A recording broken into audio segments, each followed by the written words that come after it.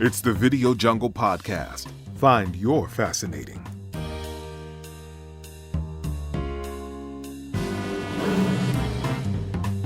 Welcome to the Video Jungle Podcast. I am Arty Gold. This is Justin Andrews. Hey, Arty, where are you? I am in my weird home office, obviously in the age that we're in right now of home confinement, working from home, everybody trying to figure this all out with the coronavirus, as we've been calling it internally the Corona V, which you actually named, so we're going to give you credit for it. But man, I have personally been through a lot of different things in business, 9/11, SARS, a couple of things like that, the big swine. But this is really interesting. This is something I think that every business is really learning right now as we go. We're all learning together what this means. I don't think we've ever been in this type of, at least I haven't been in this type of shutdown kind of atmosphere where the government and everybody is saying, hey, work from home, companies don't go hang out with each other, and what that really means. And, I want to just point out that, Justin, you wrote a really great article on LinkedIn. I urge everybody to go over to your LinkedIn account and read it because it's really good. It is really forged off of some of our thought process of what's going on, and it's really well thought out. But we challenge ourselves to how do we deal with this? What do we say to our clients? What is our recommendation? How do we stay alive as a company ourselves? So talk a little bit about your article and your thought process of how we as a company are also getting through this. Well, before we jump into that, I think it's important to acknowledge what you're wearing today. So, just so everyone knows, we have a 10 a.m. huddle, and we're keeping that alive right now because we want our team to stay connected and keep our culture up. And Arty is wearing a shirt and tie, which he pretty much never wears. So that's sort of the irony behind it. But showing up to the huddle in that. Yeah. Well, part of it is to be honest with you, it's a joke, but I think it does. I do want to send the message that I'm taking working at home seriously. And we can talk about this later because I do have ideas and tips of working from home. But I think part of working from home is always going to be the mindset of waking up and not getting distracted and going about your routine, but being accountable to each other in this time and making sure that, we're not going to be able to see each other in the office. So knowing that I know when I get off of this podcast that you and our producer, Mark, are working diligently and hard, just as I am going to be, so that we all can stay together. But also part of it is a little bit of ego, Justin, because I did work in television for 10 years. So when I'm on camera, I want to look like I'm on camera. You know what I'm saying? Yeah, it's legit. It's legit. But I think that idea of working hard and keeping the energy alive is important right now because, first of all, we have to recognize that we're very fortunate that we are in a business where we can work from home, where we can work, and where we can keep our team working and keep those promises to our team. Because I think the LinkedIn article I posted in sort of didn't want to jump into the bandwagon of posting a COVID-19 message, but I think we're in a time where that's a requirement right now. Brands have to communicate about it, and we're one of those brands that has to say where we're at. And the starting point for us is just recognizing that there are a lot of people that are going to have it much harder than our team right now. And to keep a perspective that says we're very lucky, we should be very grateful of what we have, and recognize that there are a lot of people that are going to be out of work, really scrambling to try and figure out how to take care of their kids, how to put food on the table. Right. And every action that we take from a video marketing standpoint, video strategy standpoint, communication standpoint, really does fall secondary right now to this idea of what is for the greater good. And it's never fun to stand up and sound like we're preaching, but just personally, that means something to me to say, this is a moment, and it just feels so surreal, but it is a moment to say, how can we all help each other? And I think that goes to what we're preaching to our clients as well, understanding the idea that, listen, this is above the monetary and fiscal part of what we were set out to do with some of these companies. And what I mean by that is we know we have projects on the table. We know that we had ideas that we were going to, I think we had 5 or 6 productions canceled this month. I think my message to clients has been and will continue to be is this is not the time to stop thinking about marketing. We just have to think about marketing a different way and then figure out what we can use for tools. I think we were talking offline before we jumped on this podcast, Justin, about the idea that what I kind of find interesting is a lot of companies out there just really unprepared for this work at home philosophy and the tools that they have in front of them. So for instance, my wife works at a school system, and obviously everybody knows what's going on with these school systems right now, but her school deals with underprivileged kids that don't have access to computers and sometimes the internet. what do you do in that situation? And I think a lot of companies are facing that as well. It's like, what happens now when you're trying to do a Zoom conference with 12 people? Do you have the bandwidth to handle that? And I think that is a lot of the thought process that people are starting to do now on the run as they sit at home trying to figure it out, as Right. opposed to like, were they ready to do it? Because nobody thought this was going to happen, really. If you think Yeah. about it, right? Nobody thought The- this was going to happen. This is going to result in a level of preparedness among most folks that wasn't there before. Being prepared for, how do you work from home? How do you continue marketing and communicating from home? And how do you make sure that your messaging and the way you're communicating actually resonates with people and doesn't come across incorrectly right now? Because if you put out the wrong messaging when a lot of people are hurting and scared, you can really hurt your brand. So I think for us, number one is just recognizing that even like we're very lucky that we're able to work from home, that we have clients that have a lot of editing that needs to get done. So our team is going to be busy sort of digging into the video library of current accounts. And if you own a video marketing agency, that's the starting point, is what content do you already have that you can spin up something new sitting at home editing for an account, because you're probably not going to be able to film as much right now. So Right. that's a huge thing that fortunately will keep us afloat right now. And it is tough. And this is also the time that, companies out there, small studios, it is going to be a tough time. But I challenge everybody to lean into being proactive. This is not the time to sit back and just wait for a client to call you and say, here's what I need. Being proactive is kind of diving into the footage you have or coming up with solutions or ideas that your clients could use to get through this. Like, what's the message that they want to send? Do you have anything in your till, in your hard drives, your video libraries that you could edit for them now and just present to them and say, hey, and this goes once again above fiscal. There's a couple of clients we have that, I'm giving them some assets here and there because I think it's the right thing to do, because when it's all done, they're going to remember that this is the time to set your brand in motion. When I say your brand, who you are as a company to your companies. And I think this is a good time to do that. And it's probably not just a good time, it's probably the right thing to do, because their mind is scrambling. They're too busy thinking about what their message is going to be. How do we deal with production? We have changed. We had a couple productions actually kick in because people do want to deliver some video messages, and we had to follow different guidelines we never followed before, right? The 6-foot rule, wearing gloves, sanitizing everything, making sure everybody was safe in a safe environment, because we can't stop sending the message. That's not a goal for me. I think I don't want to personally live in a country that's completely shut down. We have tools, we have assets, and I'd like to think we're a modern company that can get through some of this situation. We just have to be safe. We have to be I think like cognizant. what you're saying is our starting point is we have so much content for clients. We have, for some clients, 40 terabytes of footage that we can dive into and edit. And we will be doing that. But at the same time, like right now, there is a massive need for new content that just outright addresses how some of these organizations are dealing with COVID-19 and what it's doing to their business. So some of our larger organizations, the CEOs and C-suite team need to deliver messages. And we're working on guidelines for how to use a webcam to do that, or for us to send a one-person crew, maintain a ton of space in a bigger room and film that way. And then the shoot that you mentioned yesterday is for a university where, how do they give campus tours right now? Right. Right. And this doesn't just impact, okay, we need to put out something now so that we can address the immediate need. Now they're thinking, okay, why didn't we already have this?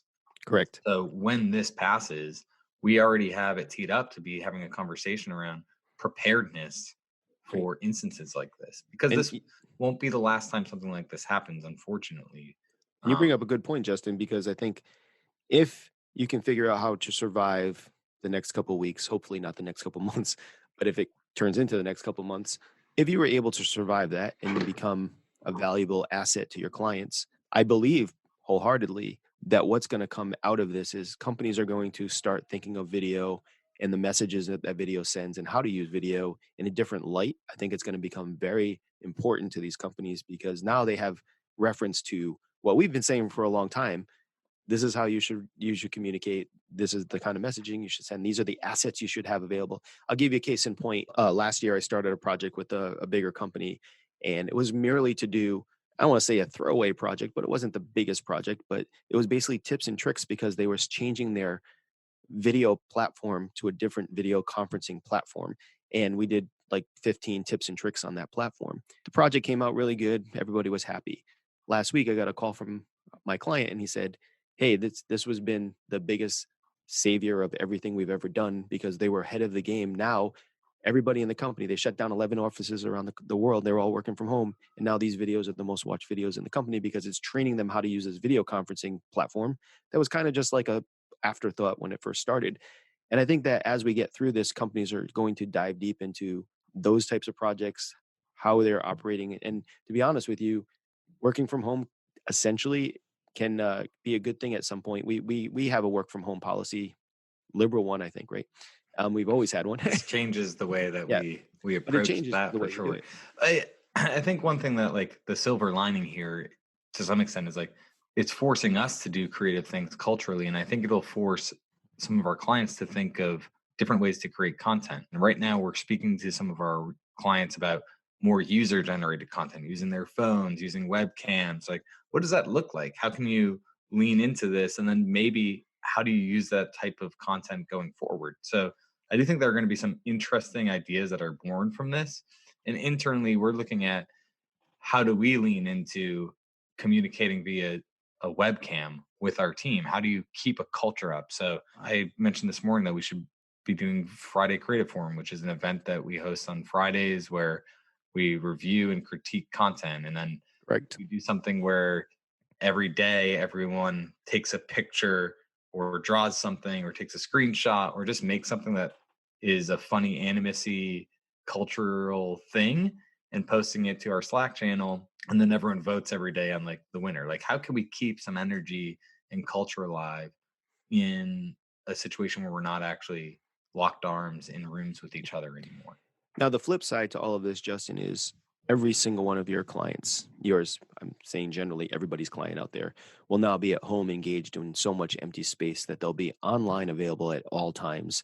If you look at our calendars right now, it's just complex, full of like Zooms and Google Hangouts, and everybody's available and wants to talk, and they get their hands on the keyboard. So you really have to really figure out how to manage that. I think that's the hardest part about working from home and getting through this and keeping your eyes focused on what needs to get done. I think that's where, as our team, we've done a really good job of organizing who's doing what needs to get done. And if you're a company of our size or smaller, it can get a little overwhelming. So I know in your article you had mentioned, just being able to communicate honestly with your customers. What would you give it as advice to managing that workload and being honest with your clients of how much bandwidth you actually have in this time?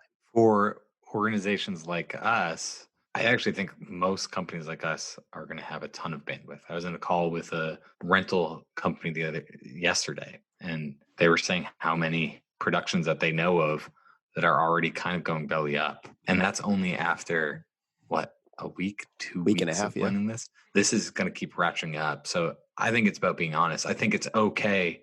Like for us, if we weren't in the position that we're in right now, I would have no hesitation to reach out to our core accounts and say, right now, we need you more than ever. If you can, please continue doing business with us, right? So if you're a production company, now is not the time to operate with tons of pride and ego. It's time to reach out to folks. I got 5 emails this week from other people in the production industry looking for work, right? We don't really have tons of extra work to give out right now because we're all in this together. But I think it's okay to put those feelers out and to ask and to be kind of aggressive about it, because there are still companies out there that are going to be marketing. You're just going to have to think of a different approach. And for us, like, we're very fortunate that we have a motion design team that can create videos using a voiceover, right? Like, we have a lot of options for doing things when we don't have FaceTime with clients. But I think it's okay from a messaging standpoint, again, to not be prideful and to just ask for what you need and not be afraid to ask, and to brainstorm ideas and share ideas of how you can help folks. And I think once companies take some time to breathe, and I think you said this in your article, keep calm and remain optimistic. I think that's one of the biggest, boldest points you have on your list, which is great. I think when companies take a step back and breathe and figure it out, they'll understand that this is just a bump in the road, that they have to continue marketing, and then they'll get their mind together about as we were doing this podcast, I just got an email from one of our clients to see if we had available hours to do some filming. So they're starting to like re-register like their thought process as to what they can accomplish, what needs to get done, which is a good thing. Kind of gearing a little bit away from the just the video portion of running a studio in this time, just from a cultural worldly thing. I just wanted to throw it out there that I do think that we can lean into our experience to help some of our friends out there that own restaurants and other industries that potentially are suffering right now. I have a lot of friends that own restaurants and stuff, and I do feel for them very badly. I talked to a couple of my friends that own restaurants, and even above and beyond video, I think the biggest message is that I would tell everybody is just, you got to, this is why marketing is so important, and you got to still market. You have to tell people you exist, whether that's video or some other format. You just got to tell them. I prefer video, obviously, because that's what we do. But for some of these industries that may be suffering, you just got to tell people you exist during this time, remind people you exist, and most importantly, the benefit that you're doing. But I do believe in goodwill, like you said, Justin, too. It's like, if you have the time just to order a takeout meal from one of your friends' restaurants, do that right now. Make sure that you're doing your part to be a good human in this society right now. Yeah, I think this is going to go on longer than we thought a week ago. If you asked us 2 weeks ago, we were just kind of like, oh, yeah, this is going to be a thing. Some shoots are getting canceled. Okay. All right, let's start planning for it. We don't need to work from home yet because our office is big enough. There's enough space for us to spread out. And then that very quickly turned to, okay, all of our shoots for the next month and a half are going to be canceled. Right. Our bigger shoots, right? Like we're planning one right now where it's just a 1-person crew, very small group, potentially in the studio. So it's not all going to end. But for the most part, the way that we work for the next month or so is going to change. And it just keeps ratcheting it up. Like that's the tricky part is it's very surreal. We probably haven't reached the bottom yet. And it is going to have a long impact. Yeah. It's a very surreal. We work in this industry, but it's way different when you literally are like, it feels like we're living in a movie, doesn't it? Like it feels like we're in a TV show. It's bizarre. It really is. So to have there every night, like, is this really what's happening right now? Like it's just such a weird thing to say, okay, we have to self-quarantine and basically shut our economy down for the foreseeable future. We're not built for that mentally. Nobody wants to do that. We have to shut it all down, destroy the economy, and we'll come back. Like, obviously, like, things will come back. We are America. It's just not fun when the fall sky feels like it's falling. It's just weird because, like, coming from two different brackets of mentality, like you were going about this kind of nonchalant, like, hey, this is going to blow over. I have like a high schooler, a middle schooler, and a kindergartner. So like I was watching the schools kind of unfold around me and I figuring out what my house was going to be like. And it was like, I slowly like watched your life as like, I'm going to work from the office as much as I can. Then we're going to switch to home. I know you have a baby. It's when they shut down daycare. It's kind of like now all of a sudden you're like, wait, this is getting real. Like I got to deal about all this stuff. And now I'm dealing with a household full of kids that are like, next week we're going to the online education. So I think I was saying to you earlier, like this is part of the work at home. I'm going to have like 5 people on 5 different computers working at home at the same time. I just never thought of that process. And I think that's just my home life. Now convert that to businesses that have 100 employees, 150 employees or more. How does that feel? What does that feel like? It's a very interesting thing. But I just like you said, I woke up this morning and it felt like a dream. And I was kind of like, are we still in this? Like, can I go outside? Can I just get started?